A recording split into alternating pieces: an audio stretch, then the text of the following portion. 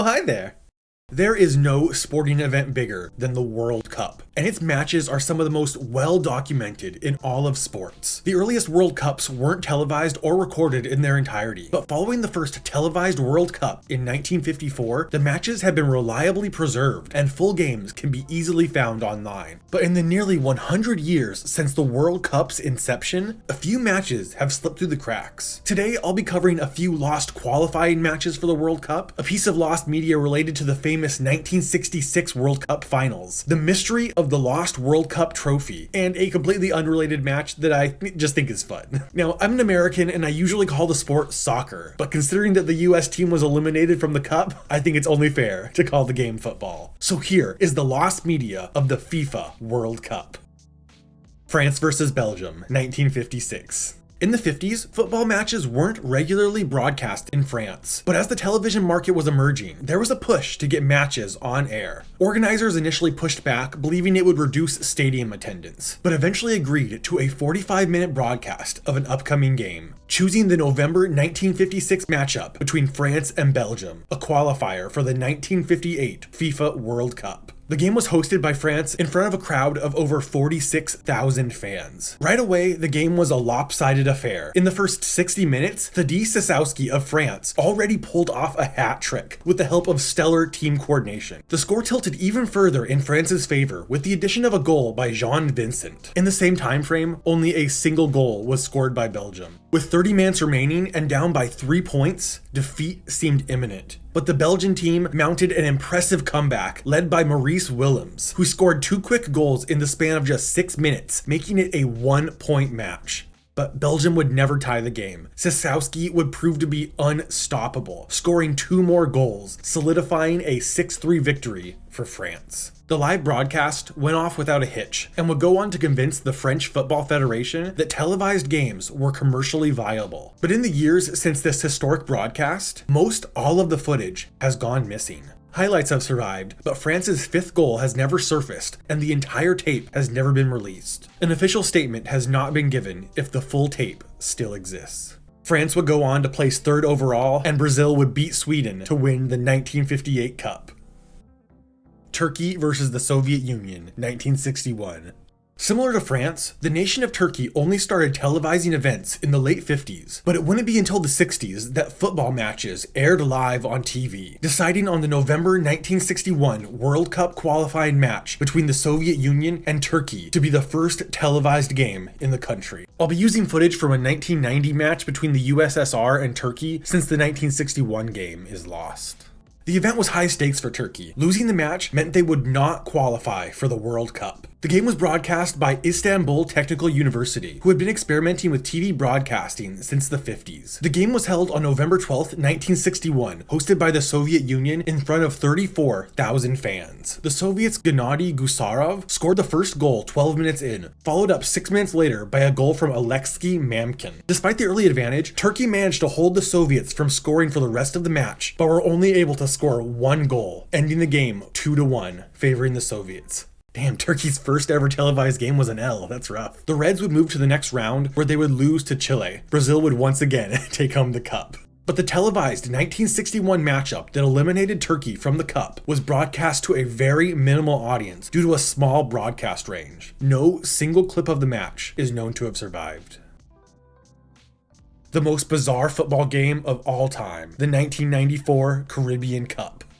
The 1994 Caribbean Cup tournament was expected to be mostly ceremonial. The top 2 teams in the tournament wouldn't qualify for the 1996 Gold Cup, but 2 things were on the line: national pride and the prize money, which was especially important since many of these nations did not properly fund football. The nations of Barbados, Grenada, and Puerto Rico were placed in the same qualifying group, the best of which would move to the final tournament. Heading into the match between Grenada and Barbados on January 27th, 1994, Barbados not only needed to win the game, but win by 2 points to move to the next round. And this year's cup had an unusual rule. Any goal in extra time would end the game and count for 2 points. I guess I can see why they did this. It would make extra time more tense and reward teams for coming in clutch, but it came with unintended consequences, turning this ordinary match into the thing of legends. The game was held at the Barbados National Stadium and started fairly normally. Barbados quickly scored 2 goals and held for nearly the entire match, but with 7 minutes remaining on the clock, Grenada managed to score a goal, taking away the 2-point lead Barbados needed to move on to the cup. They tried desperately to score a last-minute goal, but could not break Grenada's defenses. So at the 87th minute, Barbados came up with a galaxy brain idea. A Barbados defender and the goalkeeper kicked the ball back and forth in front of their own net to waste time, eventually scoring on themselves, tying the game 2-2, hoping to send the game into extra time.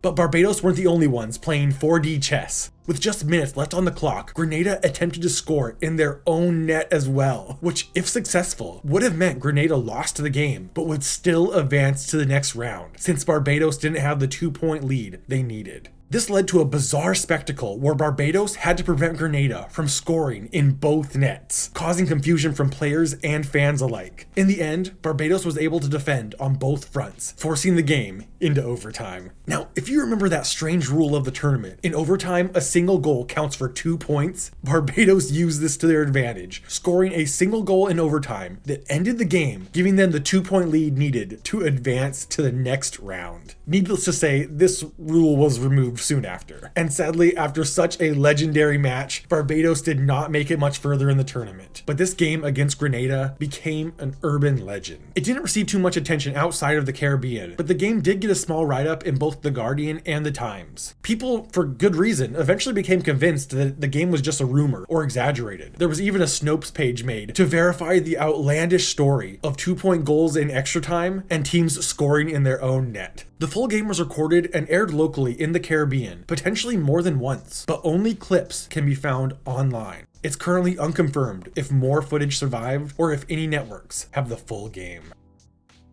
The 1966 World Cup Final. Just like every World Cup final, the 1966 World Cup final between West Germany and England was a colossal worldwide event. But for England, it was a cultural phenomenon that the country has yet to match in the over 50 years since. The game is still the single most watched broadcast in UK history, viewed by almost 60% of the entire nation, beating out the funeral for Princess Diana and the funeral for Queen Elizabeth, who was actually in attendance at the 1966 World Cup final. This would be the first, and as of yet, only time England would make it to the World Cup final. The game itself is one of the greatest in World Cup history.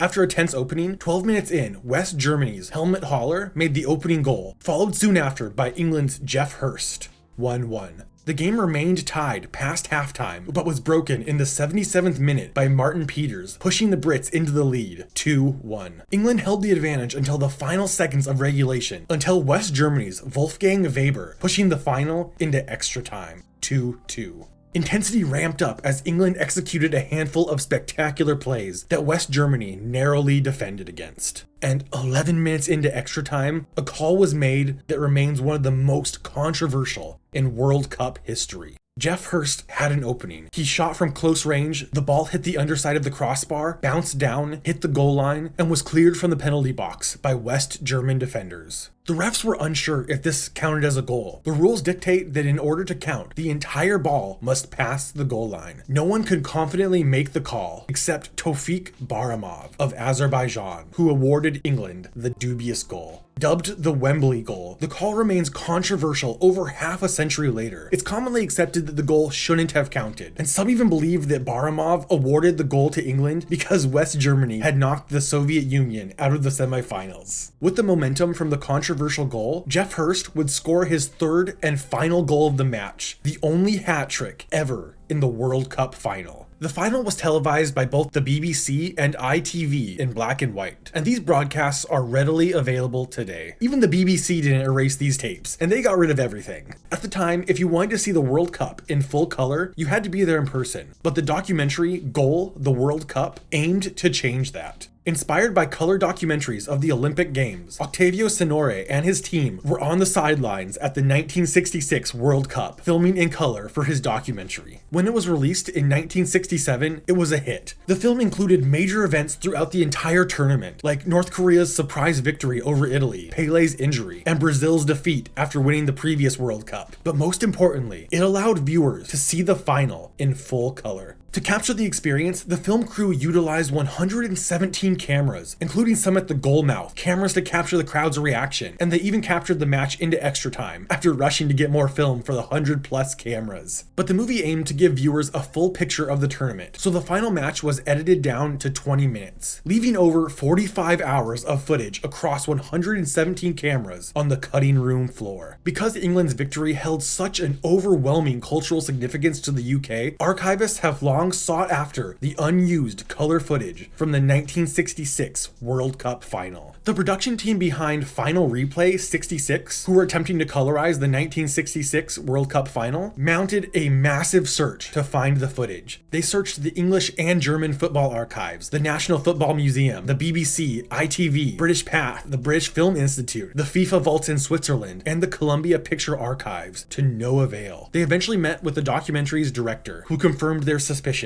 The uncut color footage has been lost forever, possibly destroyed to recover the silver nitrate used in film at the time. The surviving color footage from the documentary was used as reference for the color recreation in Full Color 66 that will forever be the closest we will ever get to seeing the 45 hours of missing footage from the 1966 World Cup final. The World Cup, like the actual cup. If the 1966 World Cup wasn't already fabled enough, the drama extended off the field, spilling over into a full-blown criminal conspiracy. The Jules Rimet Trophy is awarded to the winner of the World Cup. In the lead-up to the 1966 games, the trophy was in the possession of the game's host, England. And because it was such a big deal to the Brits, the cup was put on display on March 19th, 1966 at Westminster Central Hall. The following day, it was gone, stolen without alerting a single guard. And while the culprit was eventually apprehended, he did not have the trophy in his possession, claiming he was just a middleman for a larger operation. The trophy was missing with no leads. But just by chance, on March 27th, David Corbett was walking his dog, Pickles, who sniffed out a package near their home. In the unmarked package was the lost trophy. In the end, Pickles the dog was and still is celebrated as a hero. The bad guy went to jail and the trophy was returned in time for the World Cup. But not every story can have a fairy tale ending, and in the following decades, the work of Pickles the dog was undone.